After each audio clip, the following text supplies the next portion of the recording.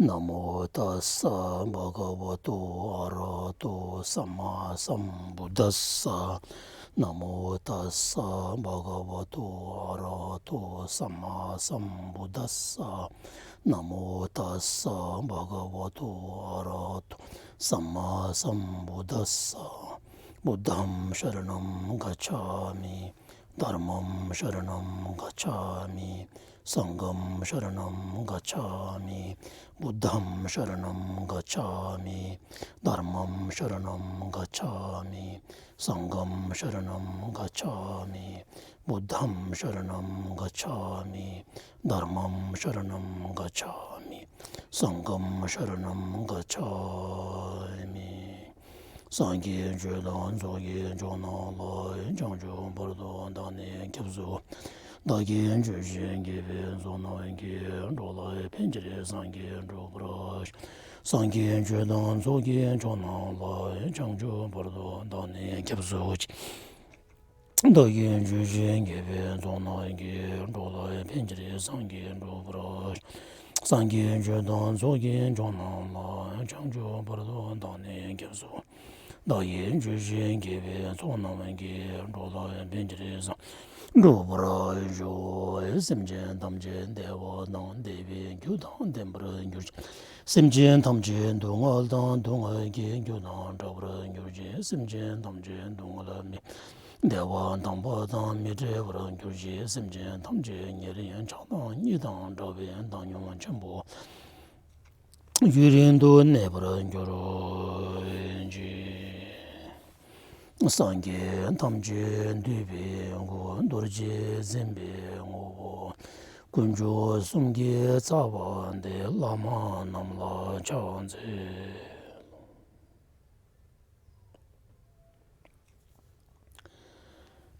समस्त बुद्धहरूका संग्रहित काया वज्रधाराको स्वभाव रूपी त्रिरत्नक मूल रूपी अनि सर्व परम कृपालु गुरुहरूमा प्रणाम।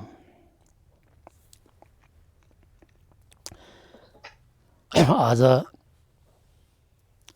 लेक्सी लोसर मिक्चे भन्ने किताबको आधारमा नयाँ चेतनाको आँखा खुल्ने सुभाषित भन्ने उहाँको परम पूज्य दलाई लामाज्यूको अनि किताबको आधारमा आज फेरि यहाँ श्रृङ्खला 2078 माघ 8 गते 22 जनवरी 2022 को देश विदेशमा रहेका सम्पूर्ण बुद्ध धर्मावलम्बीहरूमा सर्वप्रथम म जमयन्टुको तर्फबाट सबैलाई मेरो नमस्कार टस्टीले भन्न चाहन्छु। अब आजको विषय के रहेको छ भन्दाखेरि अब यसमा आज चाहिँ अनि अस्तिको जुन एउटा त्रिशिक्षा बुद्धको सबै प्रकारका धर्महरू चाहिँ अनि त्रिशिक्षामा 3 प्रकारको शिक्षामा चाहिँ संग्रहित हुनुको कारण भन्ने सम्बन्धी चाहिँ अस्ति गएको थियो, त्यो अलिकति बाँकी छ।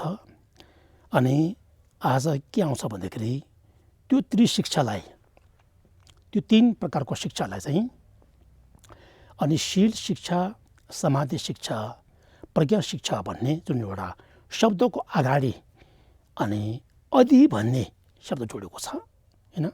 हुन त अब विभिन्न धर्म सम्प्रदायहरूमा बौद्ध मात्र नभएर अबौद्धहरूका पनि विभिन्न धर्म सम्प्रदायहरूमा आफ्नै तरिकाले अनि 3 प्रकारको शिक्षा चाहिँ रहेको छ। शीलको शिक्षा, समाधि शिक्षा र प्रज्ञा शिक्षा रहेको छ। तर यहाँ के छ भने बुद्धको धर्ममा चाहिँ त्यो शिक्षा भन्ने जुन एउटा शब्दको अगाडि चाहिँ अनि अधि भन्ने एउटा शब्द जोडेको छ। हुँदाखेरि अन्य सम्प्रदायभन्दा पनि अलिकति फरकै तपाईँको चाहिँ भिन्न प्रकारको चाहिँ भएकाले चाहिँ अनि त्यो प्रत्येक शिक्षाको अगाडि चाहिँ अधि भन्ने राखेको छ। हाम्रो सम्पूर्ण भाषामा चाहिँ लाक्पे लापसुम भन्छ हैन, लाक्पा भन्छ। हुँदाखेरि यहाँ नेपाली भाषामा चाहिँ अधि भन्छ, अधि शिक्षा भन्ने अन्तखेरि आज चाहिँ हो यसको बारेमा पनि अलिकति आउँछन्। किन चाहिँ हामीले बुद्धको धर्ममा चाहिँ किन चाहिँ अनि 3 शिक्षाको अगाडि चाहिँ अधि भन्ने उपसर्ग जोडेको भन्ने बारेमा पनि आउँछन्।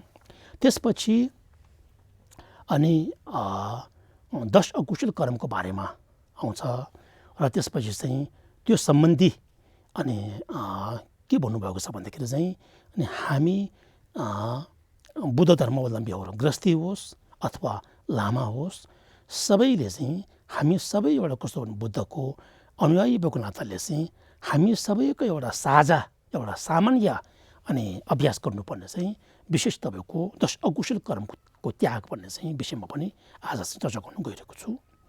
अब यहाँ सबभन्दा पहिला यहाँ 3 अधि शिक्षा भन्ने होइन यहाँ छ लाग्पे लपसुम भन्ने देखाएको छ है तपाईँको 3 अधि शिक्षा भन्ने भगवान् बुद्धको सबै उपदेशहरूको सार चाहिँ 3 शिक्षाहरू हुन् भनेर भन्छन् र त्यसलाई चाहिँ अधिशील शिक्षा भनेर होइन शिक्षा मात्र शील शिक्षा मात्र नभनेर चाहिँ त्यो शील शिक्षा भन्नेको शब्दको अगाडि चाहिँ अधि भन्ने चाहिँ एउटा बौद्धको चाहिँ विशेष एउटा शब्द चाहिँ यहाँ जोडेको छ।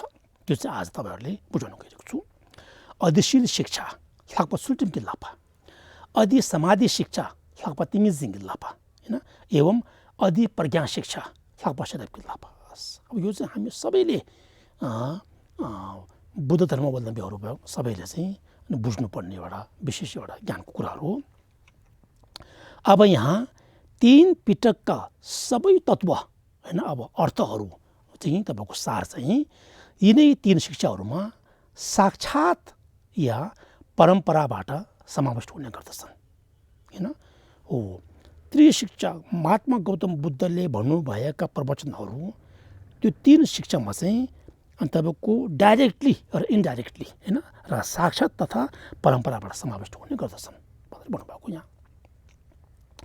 अब अधिशील भन्ने अधिशील अधि समाधि र अधि प्रज्ञा भन्ने आदिमा चाहिँ अधि भन्ने उपसर्ग अतिरिक्त त्यो अधि भन्नुको तात्पर्य के त भन्दाखेरि चाहिँ अधिक भनेर भन्छौँ होइन।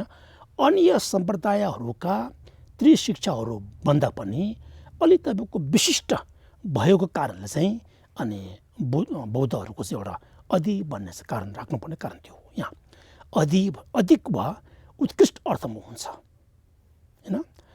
अतः अधिशील शब्दको अर्थ यहाँ विशिष्टशील वा उत्कृष्टशील भनेर भन्छौँ होइन। विशिष्टशील वा उत्कृष्टशील भनेर भन्छौँ हुन्छ।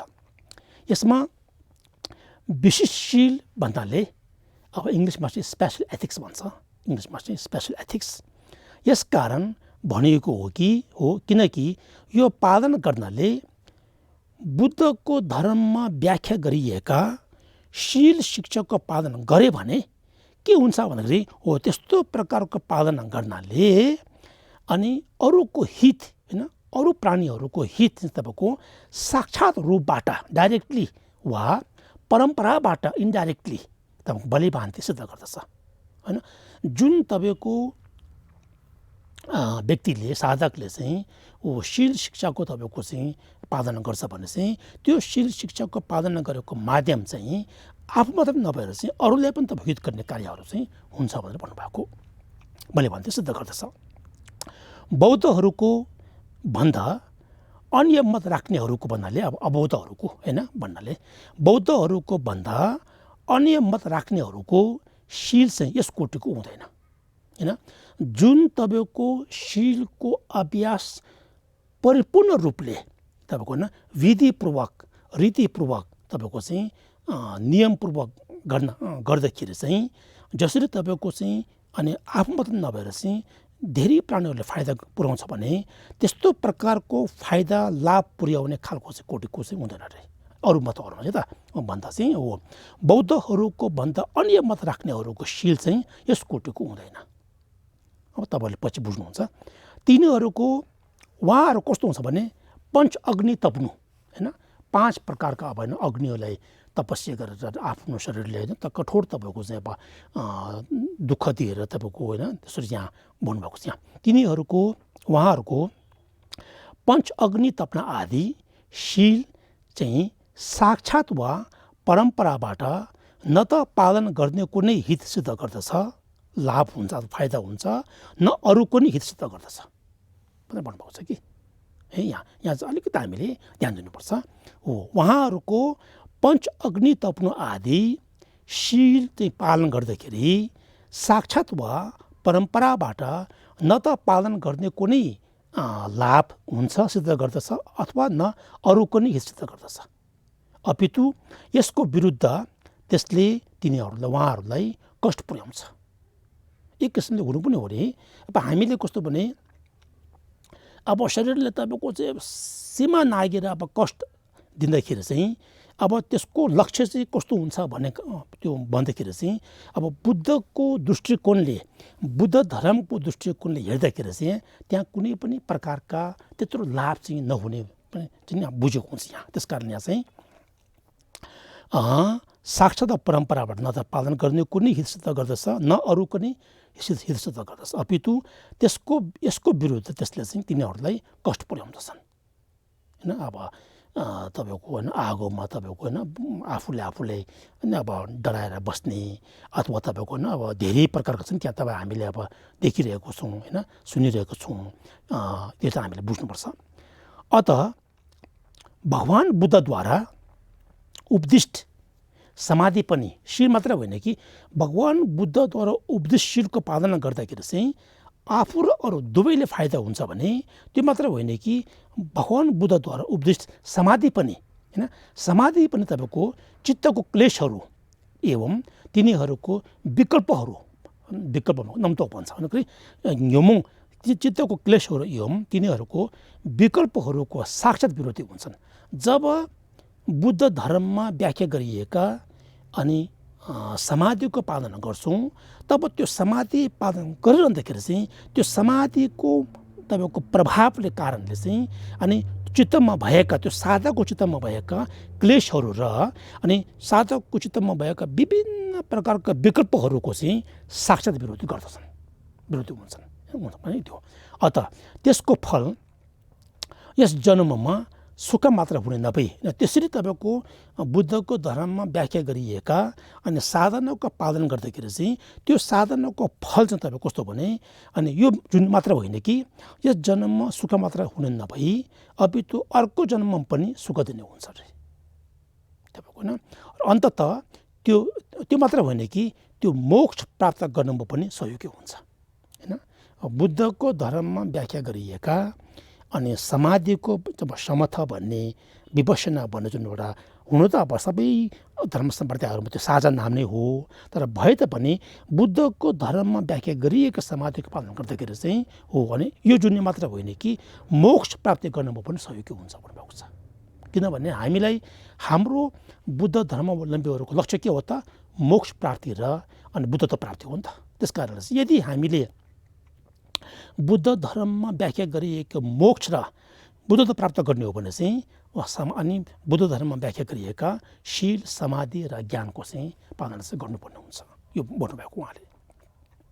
तसर्थ यसलाई सामान्य समाधि नबनेर है अघि मैले भने नि अधि भन्ने चाहिँ त्यस कारणले बुद्ध धर्ममा व्याख्या गरिएका समाधिलाई सामान्य समाधि नबनेर अधि समाधि भनिएको हो है। किनभने अन्य तपाईँको धर्म सम्प्रदायहरू भन्दा पनि अधिक तपाईँको एउटा विशेषता र गुण भएकाले चाहिँ त्यहाँ कस्तो भने सामान्य समाधि नभनेर अधि समाधि भनिएको हो भनेर भन्नुभएको छ। त यहाँ अन्य तीर्थिक आदि अब अवधूतहरू भन्नुभएको अन्य तपाईँको तीर्थिक आदि मत अवलम्बीहरूका समाधि चाहिँ कस्तो हुन्छ भन्दाखेरि बाह्य आलम्बनहरूमा चित्तको विक्षेप मात्रले शान्त गर्छन् होइन।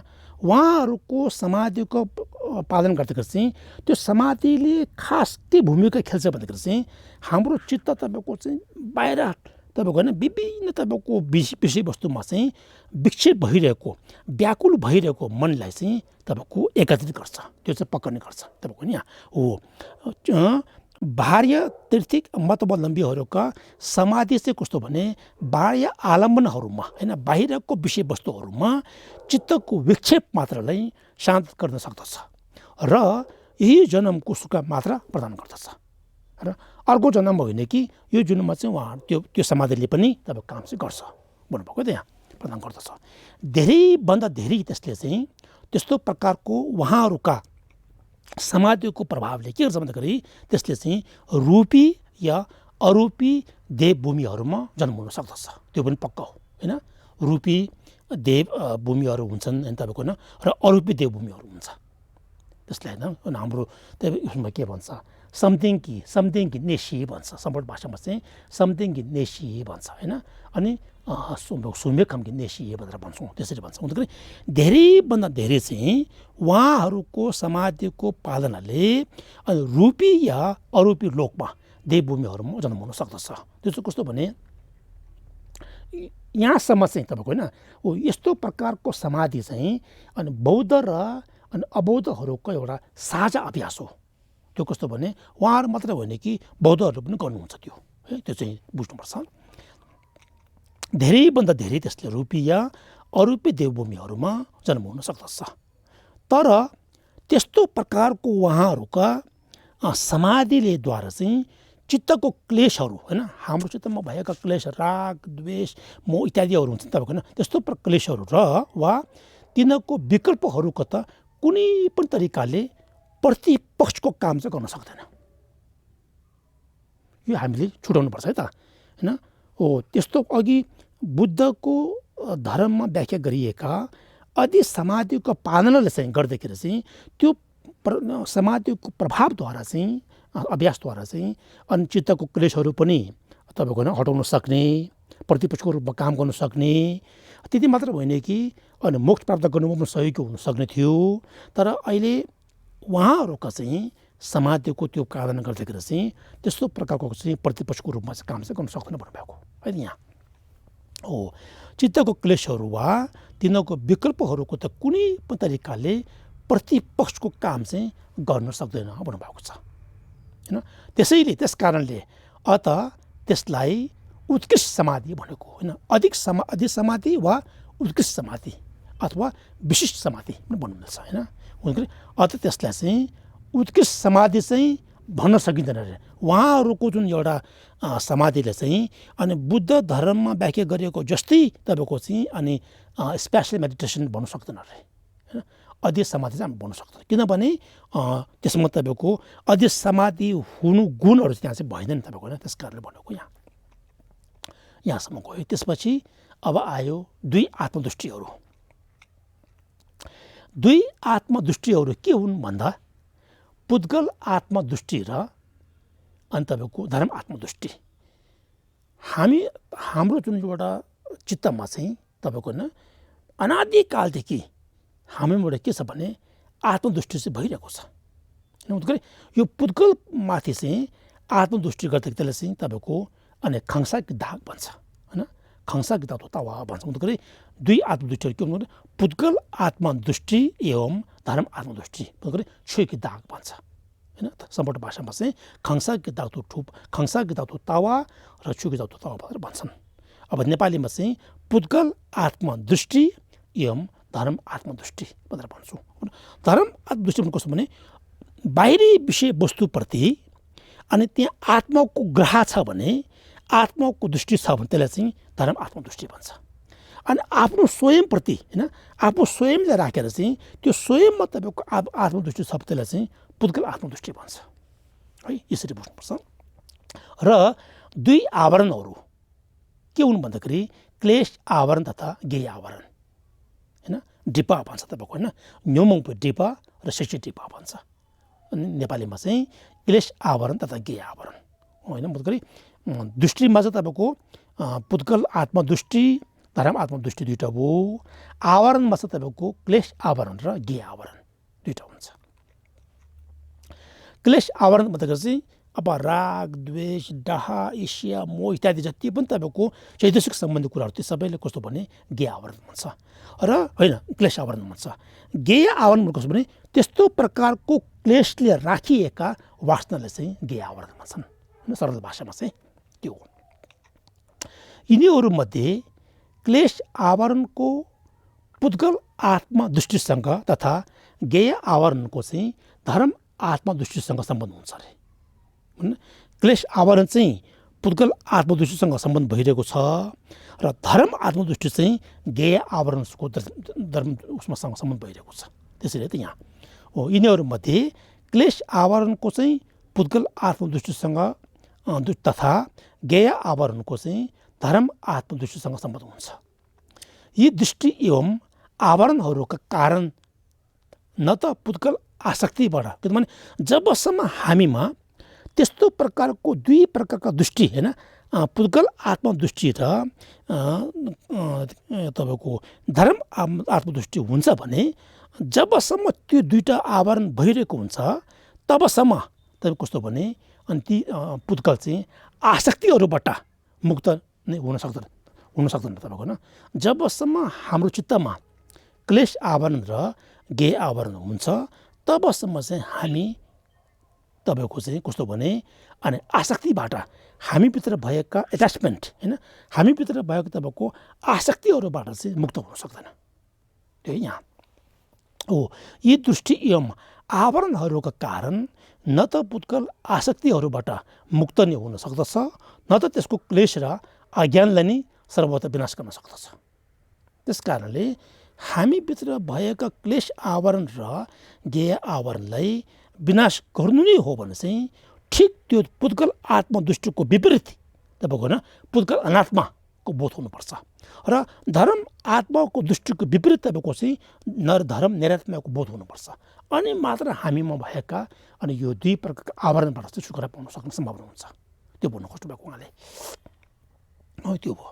त्यसपछि बुद्धद्वारा अब फेरि किताब आयो उहाँको किताब बुद्धद्वारा उपदिष्ट प्रज्ञा होइन, उपयुक्त दुई प्रकारको दृष्टिहरू अघि के थियो पुद्गल आत्मदृष्टि र अनि धर्म आत्मदृष्टि दुईवटा थियो।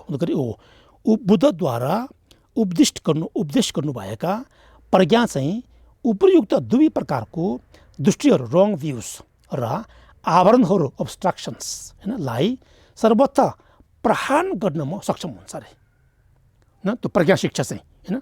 बुद्धले भन्नुभएका प्रज्ञा शिक्षाले चाहिँ त्यसको मूल भूमिका के खेल्छ भन्दाखेरि चाहिँ हो जब प्रज्ञा शिक्षाको हामीले पालना गर्छौँ अभ्यास गर्छौँ भावना गर्छौँ तब चाहिँ अघि भनिएका अनि त्यो दुई आवरणहरू र अनि दुई दृष्टिलाई चाहिँ त्याग्न सक्नु त्यहाँ सक्षम हुन्छ। त्यो भन्नु यहाँ है प्रहार गर्नमा सक्षम हुन्छ।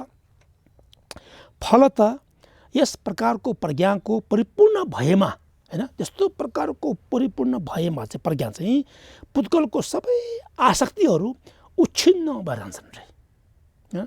जब तपाईँको हो पुद्गल अनात्मा र धर्म निरात्मय त्यो दुवैको बोध हुन्छ भने चाहिँ त्यो पूर्ण रूपमा बोध हुन्छ भने तब के हुन्छ भन्दाखेरि चाहिँ यस प्रकारको प्रज्ञाको परिपूर्ण भएमा पुद्गलको सबै आसक्तिहरू उच्छिन्न भएर जान्छन् भन्नु खोज्छ यहाँ त र उनीहरूको सम्पूर्ण क्लेश तपाईँको चाहिँ विनष्ट भएर जान्छ।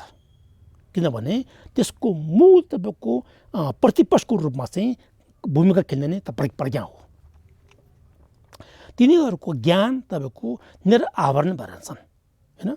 अघि जुन एउटा हाम्रो चित्तमा चाहिँ त्यो आवरणको रूपमा थियो भने त्यो जब त्यो चित्तमा चाहिँ जब चित्त तपाईँको चाहिँ शून्यताको बोध गर्छौँ तब तपाईँको त्यो चित्त चाहिँ निरावरण हुन्छ होइन, आवरण रहित हुन्छ भन्नु खोज्छु यहाँ होइन। तिनीहरूको ज्ञान चाहिँ हो निरावरण भएर जान्छन्।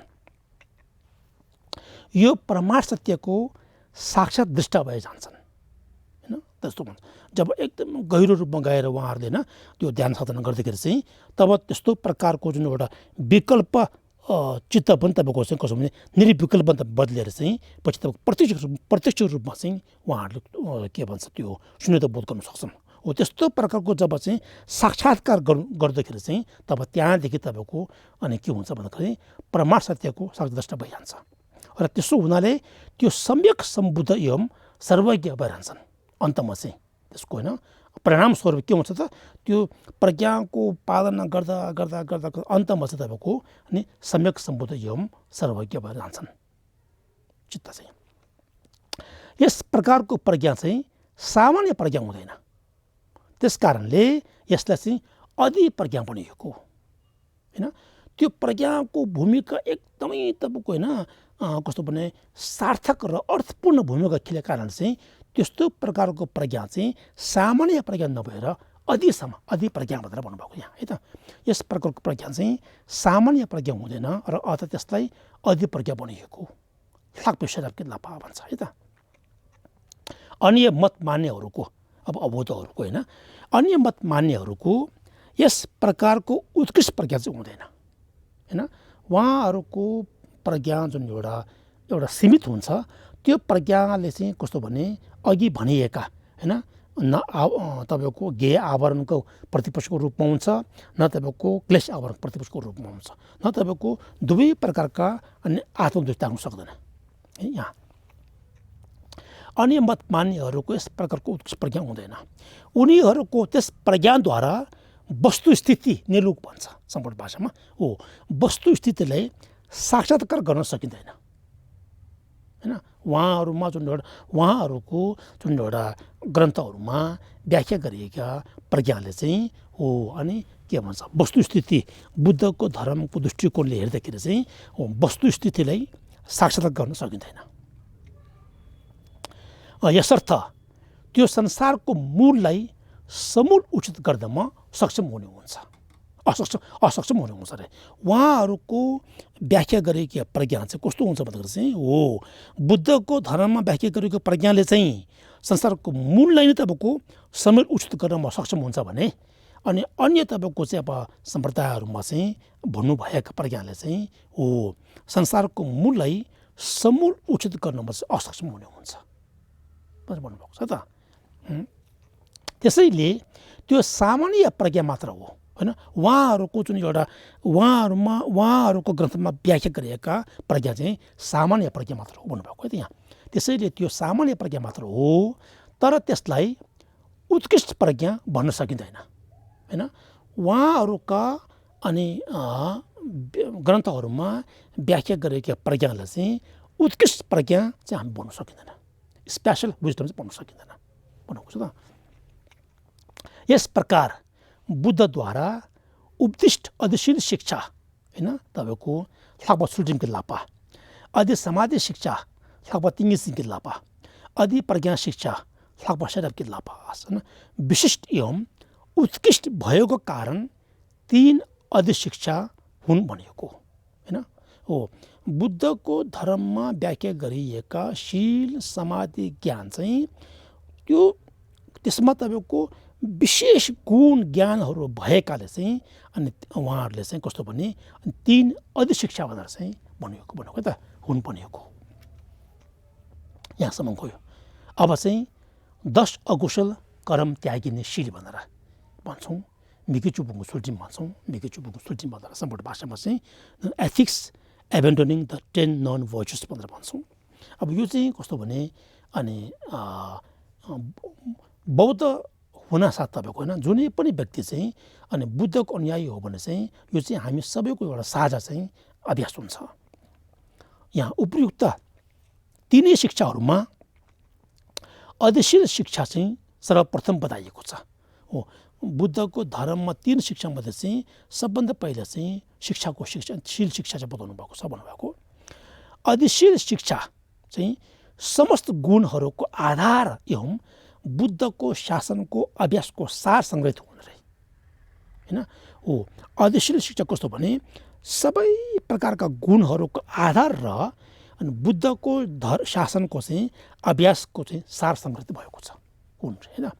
यस सम्बन्धमा आर्य नागार्जुनले होइन आर्य चाहिँ अनि उहाँले रचना गर्नुभएका सूर्यलेख भन्ने सिटिङ भन्छ सूर्यलेखमा के भन्नुभएको छ भने संस्कृत भाषामा चाहिँ शीलं तथोक्तो जगतान गुणानाम भूर आश्रय सर्वचर अचरानाम भन्नुभएको छ। सम्पूर्ण भाषामा चाहिँ ठिम्ने जुत मिग्यु ससिन्तु युन्थे कुन्के सितेन लबरसुङ भन्नुभएको छ। हाम्रो यो तिब्बतका जुन एउटा अनुवादकहरूले होइन लोचावाहरूले चाहिँ एकदम संस्कृतको चाहिँ शब्दहरूलाई तपाईँको शब्द र अर्थ दुवैको अनुवाद चाहिँ एकदम सही ढङ्गले गर्नुभएको छ, एकदमै तपाईँको यहाँ। अब यहाँ के छ भने अघि के थियो भने सर्व चर अचर, संस्कृत भाषामा चर अचर भन्ने थियो होइन। चर भनेको चल्ने भन्छ होइन, चहल पहल गर्ने होइन। हामी व्यक्तिहरू हाम्रो तपाईँको कस्तो भने प्राण भएका प्राणीहरू चाहिँ कस्तो भने चहल पहल गर्ने भएकाले चाहिँ त्यसलाई चाहिँ चर भन्छ, संस्कृत भाषामा चर भन्छ होइन, संस्कृत भाषाबाट चाहिँ चल भन्छ। र अचर भनेको चाहिँ अचल भन्छ, मतलब चाहिँ ग्युत मिग्यो भन्ने कारण त्यो ठिम्ने ग्युत मिग्यो चाहिँ यस संसारमा चाहिँ चहल पहल गर्ने प्राणी र सत्व प्राणी र अनि चहल पहल नगर्ने जुन हामीले एउटा प्राणीहरूले चाहिँ बोकिरहेका उपभोग गरिरहेका विषयवस्तुहरू होइन, सबैलाई के छ भने तपाईँ अचल भन्छ। हुँदाखेरि यहाँ चल अचल सत्व भाजन जगतको आधार चाहिँ के हो त पृथ्वी भए जस्तै के भन्नु खोज्छु होइन। तपाईँको सत्व प्राणी र अनि भाजन दुवै जगतको चाहिँ आधार चाहिँ कस्तो भने पृथ्वी भएको जस्तै होइन। कि त पृथ्वी के हो त हाम्रो आधार हो नि होइन।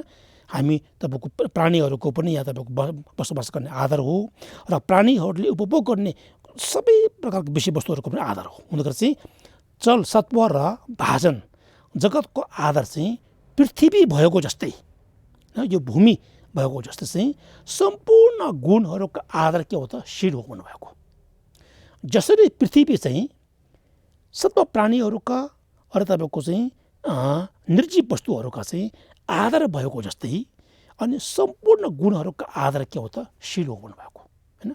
सबै प्रकारका ज्ञान गुणको आधार चाहिँ के हो त शिर हो भन्नुभएको। बुद्ध यो चाहिँ बुद्धले भन्नुभएको छ भन्नुभएको यहाँ यहाँ हो त्यसरी भन्नुभएको छ। ठिम्ने ग्युत मिग्यो सचिन्तु युन्थे कुङ्ग्रिसित लाभ्रसुङ छैन।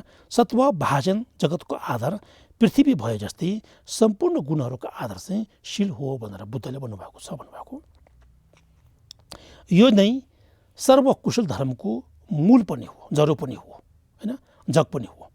समाधि एवं प्रज्ञा भगवानद्वारा भावनाद्वारा होइन, समाधि एवं प्रज्ञाको भावनाद्वारा जुन धर्मको अनुभव हुन्छ तिनीहरू सबैको सार चाहिँ यस शिक्षामा सङ्ग्रहित हुन्छन्, शिल शिक्षामा सङ्ग्रहित हुन्छ अरे भन्नुभएको है यहाँ।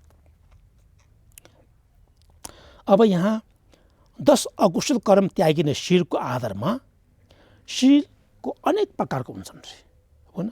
शिर अनेक प्रकारको हुन्छन् तर पनि संक्षेपमा चाहिँ शिर 3 प्रकारको हुन्छ। जस्तै प्रतिमोक्षशील सोथरकी सुल्टिम भन्छ होइन, सोथरकी सुल्टिम। बोधिसत्वशील छङ्चुसिम सुल्टिम भन्छ। त्यसपछि साङ्गाकी सुल्टिम एवं गुहेतन्त्रशील साङ्गाकी सुल्टिम भनेर भन्छौँ। गरी प्रतिमोक्षशील बोधिसत्वशील र तपाईँको गुहेतन्त्रशील होइन।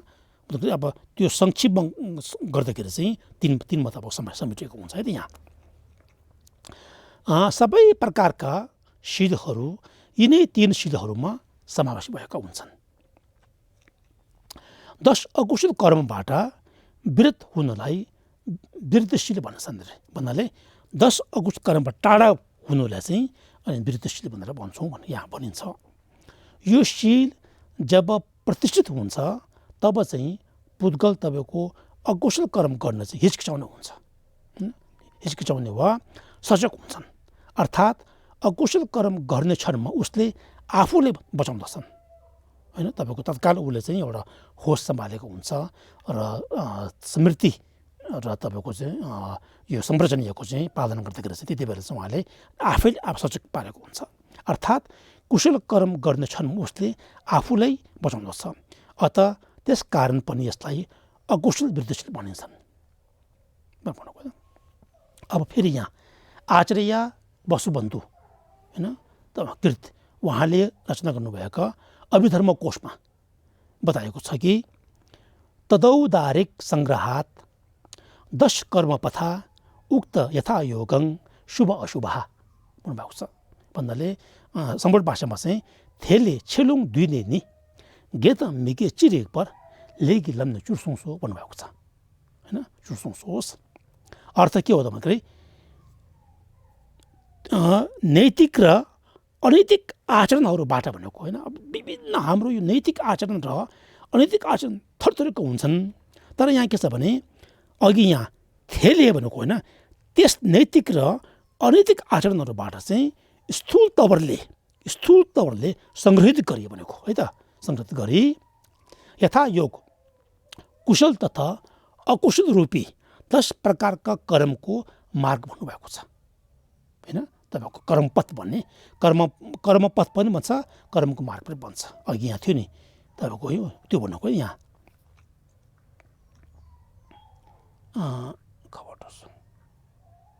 हो यो है। त्यस नैतिक र अनैतिक आचरणहरूबाट स्थूल तवरले तपाईँको सूक्ष्म तवरले होइन कि स्थूल तवरले सङ्ग्रहित गरी यथायोग कुशल तथा अकुशल रूपी 10 प्रकारको कर्मको मार्ग भन्नुभएको छ होइन। लेकी लम भन्छ तपाईँको होइन, सम्बट भाषामा चाहिँ लेकी लम भन्छ। कर्म र कर्मको पथमा चाहिँ अलिकति फरक हुन्छ। ले त लेकी लम भन्दा अलिकति फरक छ। यहाँ चाहिँ कस्तो भने कर्मको मार्ग भन्दा बताउनु भएको छ कि यहाँ 10 होइन अकुशल कर्महरू चाहिँ अनि कर्मको मार्ग भन्दा बताउनु भएको छ। अब यहाँ अकुशल वृद्धिशील भन्ने होइन, अकुशल कर्म तपाईँको 3 भागमा विभक्त हुन्छन्, विभाजन हुन्छ। यथा कायिक, वाचिक तथा मानसिक होइन।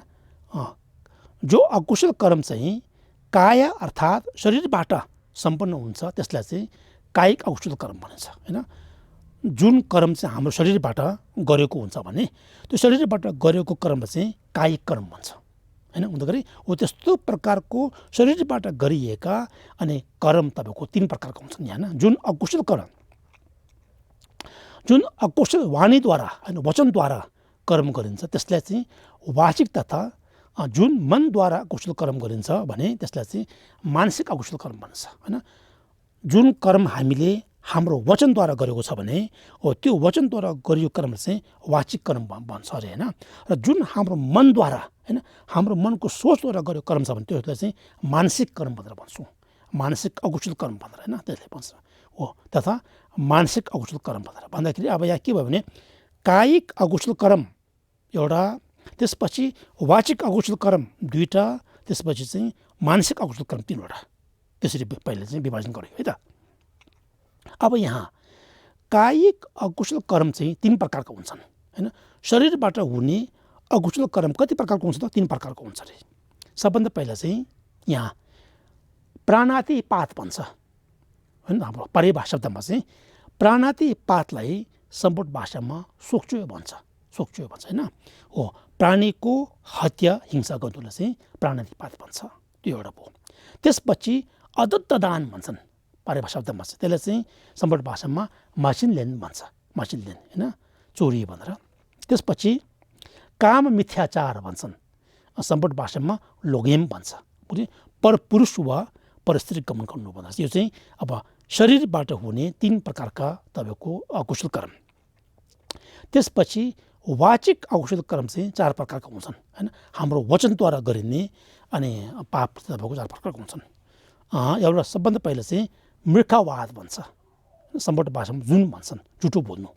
त्यसपछि पैशुनीय प्रलाप भन्छ, ठमा भन्छ होइन चुक्ली लाउने काम। त्यसपछि पारुष्य वचन छिकचुप भन्छ होइन, कठोर वचन जसले अरूको चित्त दुखाउनु गर्दछ होइन। जुन वचनले चाहिँ अरूको मन दुख्छ भने त्यस्तो प्रकारको वचनलाई चाहिँ अनि कठोर वचन भन्छ होइन, छिकचुप भन्छ, पारुष्य वचन। र त्यसपछि सम्पन्न प्रलाप गाखेल भन्छन्, तपाईँको व्यर्थको होइन गफहरू गर्ने होइन, अरूको कुरा काट्ने हुन्छ नि त्यस्तोलाई चाहिँ अनि गाखेल भन्छ। यो चाहिँ हाम्रो वचनबाट हुने पापहरू। त्यसपछि मानसिक अकुशल कर्म पनि 3 प्रकारका हुन्छन् रे। हाम्रो मनबाट गरिने अनि कर्म चाहिँ 3 प्रकारको हुन्छ अकुशल कर्म। सबभन्दा पहिला अविद्या भन्छ होइन, सम्पूर्ण भाषामा नफ्सिम भन्छ होइन, लोभ गर्नु होइन, लोभ लालचले गर्नु। यसमा चाहिँ कस्तो भने यसमा अरूको धन सम्पत्तिलाई आफ्नो वशमा पार्ने इच्छा गरिन्छ होइन। त्यो सम्पत्ति मेरो भइ हुन्थ्यो भन्ने खालको होइन, त्यस्तो इच्छा भइरहेको हुन्छ। यो विशेष प्रकारको लोभ हो अरे, नफ्सिम भन्छ होइन यहाँ। त्यसपछि व्यापाद भन्छ, निसिम भन्छ सम्पूर्ण भाषामा, कुभलो चिताउ, अरूलाई त कस्तो भने अरूको चाहिँ कुभलो चिताउनु होइन, त्यस्तो हानि। यसमा अरूको अहित चिताइन्छ होइन, यो एक प्रकारको द्वेष हो अरे होइन। अघि माथिको चाहिँ लोभ थियो होइन, तपाईँको राग थियो भने अहिले दोस्रो चाहिँ कस्तो भने द्वेषको भावना आउँछ यहाँ। त्यसपछि मिथ्या दृष्टि, लोकता होइन, गलत बुझाइ, गलत धारणा, गलत दृष्टिकोण, गलत सोचाइले भन्छन् त्यो होइन। यो चाहिँ कस्तो भने मोह, अज्ञान हुनु रहे। यस प्रकारको मोह चाहिँ अनेक प्रकारका हुन्छन्। यसको वर्णन चाहिँ यथास्थानमा गरिनेछ अरे। नोकरी अब यहाँ के भयो भने काया शरीरद्वारा गरिने 3 प्रकारको अशुभ कर्म, वचनद्वारा गरिने 4 प्रकारका अकुशल कर्म र मनद्वारा गरिने चाहिँ 3 प्रकारका अकुशल कर्म चाहिँ गयो। अब यहाँ चाहिँ उहाँले फेरि परम गुरुले थप्नु भएको छ, उक्त कर्महरू 10 अघिको जुन एउटा 10 अकुशल कर्महरू चाहिँ परिवर्जित होस् भन्नाले चाहिँ सन्यासी होस् अथवा गृहस्थी होस् होइन। यदि बौद्ध हो भने सबैले 10 अकुशल कर्मको बारेमा जानेर त्याग्नु पर्दछ भन्नुभएको छ। 10 अकुशल कर्म त्यागिने शील भनेको बौद्ध धर्मको पहिलो आधारशील तपाईँको शिला जग जस्तो भन्नुभएको छ होइन। उदाहरण अर्थ चाहिँ कस्तो भने शरीर, वचन तथा चित्तका दुराचार, तपाईँको दुष्आचरणहरू होइन, तपाईँको दुराचार चाहिँ संवर्धन गर्नु तपाईँको होइन, संवर्धन गर्नु नै कस्तो भने तपाईँको निरोध सत्यलाई सिद्ध गरिने पहिलो कर्म जग बसालेको जस्तो गरे। हामीले कस्तो भने बुद्धत्व र अनि मोक्ष दुई मध्येमा चाहिँ मोक्ष प्राप्त गर्नुको अगाडि लागि चाहिँ हामीले तपाईँको 4 आर्य सत्य मध्येमा निरोध आर्य सत्य चाहिँ प्राप्त गर्नुपर्ने हुन्छ। अहिले यो भन्नुको होइन, अन्तखेरि त्यस्तो प्रकारको निरोध आर्य सत्यलाई प्राप्त गर्नुको निमित्त सबभन्दा पहिलो कर्म जग बसालेको के हो त भन्दा चाहिँ अनि अघि 10 अकुशल कर्म त्यागेको चाहिँ त्यो होइन। जब 10 अकुशल कर्म त्याग्नु नै के हो त भन्दा चाहिँ हो त्यस्तो प्रकारको मोक्ष प्राप्त गर्नुमा चाहिँ अनि सहयोगी सबभन्दा पहिलो कर्म जग जस्तो हो रे। यहाँ हो निरोध सत्यलाई सिद्ध गरिने पहिलो कर्म जग बसालेको जस्तो हो रे। हुनुकरी जुन साधकले अनि 10 अकुशल कर्म तपाईँको त्यागिन्छौँ तब तपाईँको कस्तो भने त्यो मोक्ष प्राप्त गर्नुको लागि चाहिँ पहिलो कर्म जग बसालेको जस्तो हो भन्नुभएको यहाँ कर्मश।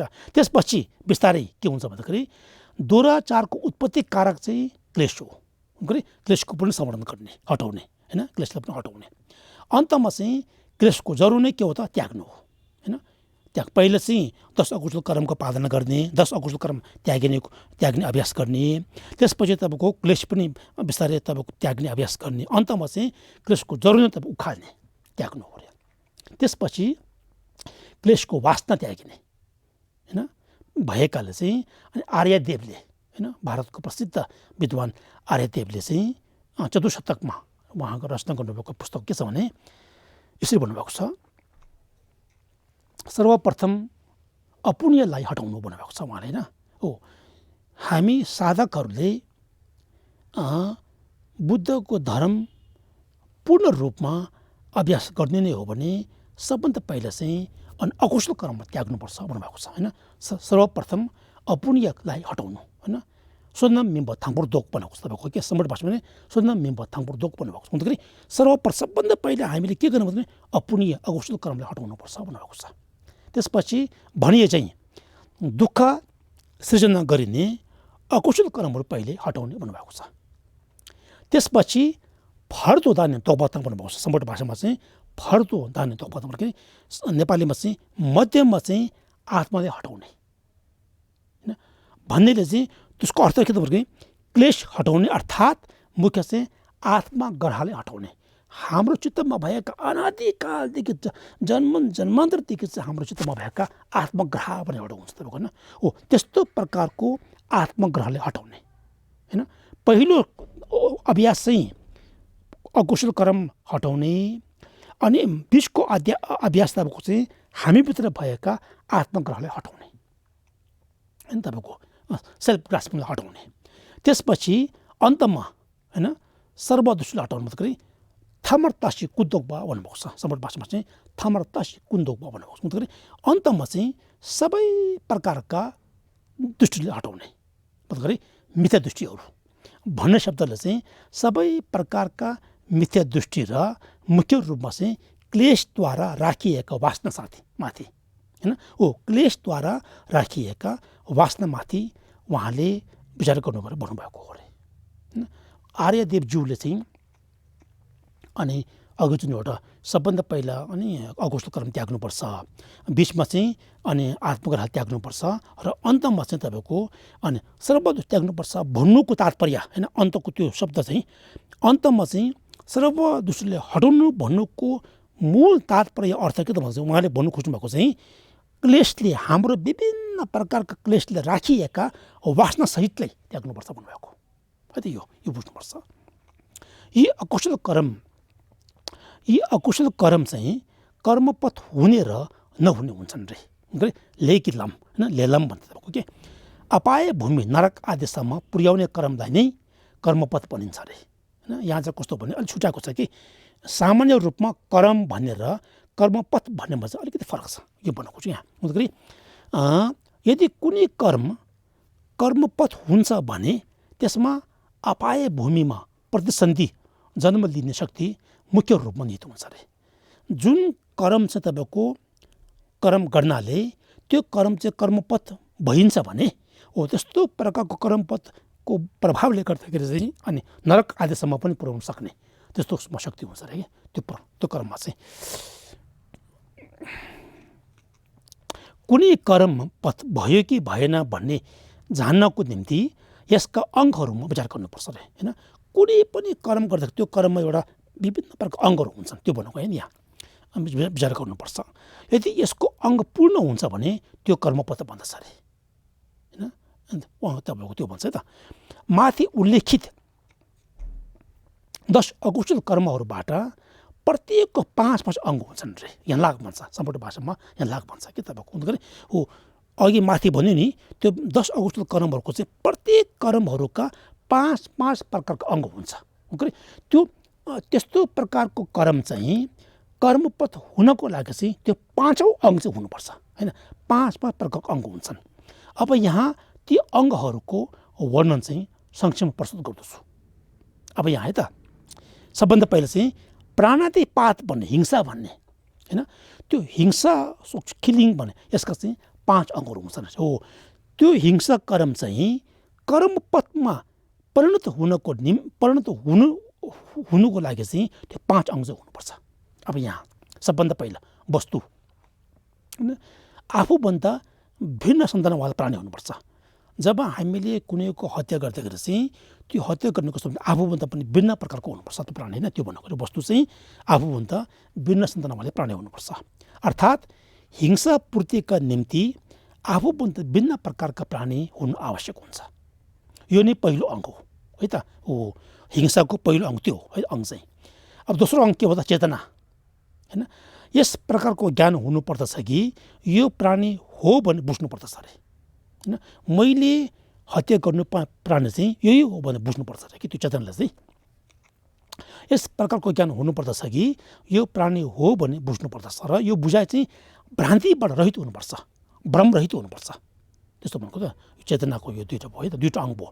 त्यसपछि प्रयोग होइन। अब हत्या गर्दाखेरि कस्तो प्रकारले हत्या गर्छ भन्दाखेरि विष अथवा शस्त्र या अविचार मन्त्र आदिद्वारा चाहिँ आफू स्वयंले मार्नु वा अरूद्वारा मारिनु, यो चाहिँ एउटा प्रयोग अङ्ग भयो त, 3 अङ्ग भयो। त्यसपछि क्लेश। यस हिंसा कर्मलाई पूर्णता दिन मनमा क्लेशहरू हुन आवश्यक छ अरे। सामान्य रूपबाट यी दोषहरू लोभ, द्वेष र मोह 3 क्लेश हुन् होइन। तर पनि तिनीहरूमध्ये द्वेष हुनु परम आवश्यक हुन्छ अरे। हुनु त अब तपाईँको होइन कुनै पनि प्राणीलाई मानिसले हत्या गर्दाखेरि चाहिँ कि चाहिँ लोभद्वारा गरेको हुन्छ, कि चाहिँ तपाईँको द्वेषद्वारा गरेको हुन्छ, कि चाहिँ रागद्वारा गरेको। तर ती 3 मध्येमा चाहिँ द्वेष हुनु चाहिँ परम आवश्यक हुन्छ अरे होइन, रिस अथवा क्रोधले। त्यसपछि 5औं अङ्ग निष्पत्ति भन्छ होइन। हाम्रो सम्पूर्ण भाषामा थर्थुक भन्छ।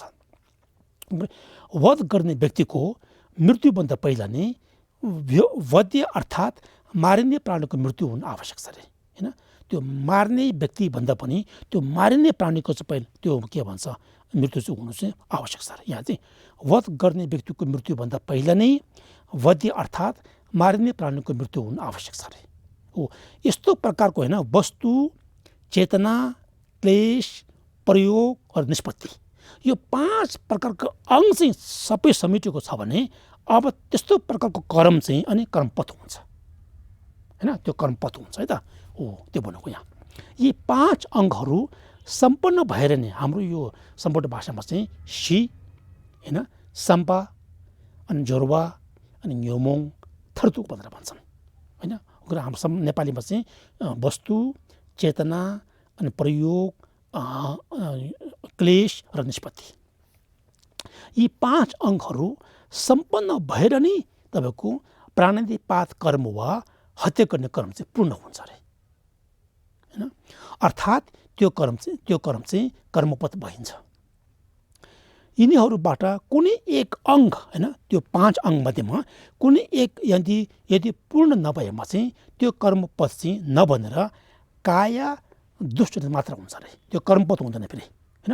त्यो एकदमै हैन अब नराम्रो खालको अनि परिणाम भोग्नुपर्ने चाहिँ हुँदैन कि त्यस्तो भनेको यहाँ त। यदि पूर्ण नभएमा त्यो कर्मपथ नबनेर चाहिँ काया दुष्चरित मात्र हुन्छ। यसै प्रकारले अन्य अकुशल कर्महरू पनि आफ्नै अङ्क पूर्णताले मात्र कर्मपथ बन्दछ, अन्यथा दुष्चरित मात्र भइन्छ अरे।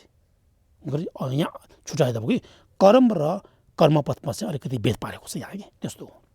कर्म चाहिँ हो त्यो 5 अङ्गमध्येमा कुनै अङ्ग छैन भने चाहिँ कर्म चाहिँ हुन्छ, कर्म सञ्चय गरेको हुन्छ तर कर्मपथ सञ्चय गरेको हुँदैन, त्यो भन्नु खोजेको नि यहाँ। अब पापको भार, प्राणादिपात कर्म 3 उद्देश्यद्वारा गरिन्छ हैन। हत्या भनेको चाहिँ 3 उद्देश्यद्वारा गरिन्छ अरे। कहिलेकाहीँ मासु खाने तृष्णाद्वारा हैन, तपाईँको प्राणादिपात गर्ने गरिन्छन्। यो चाहिँ लोभबाट प्रेरित हुन्छ अरे हैन। उसले हैन मासु खानु मन लाग्यो हैन, अनि मासु खानु लागि चाहिँ अनि प्राणी मारेर खाने, त्यस्तो प्रकारको त्यो चाहिँ कस्तो भने लोभबाट भएको अरे।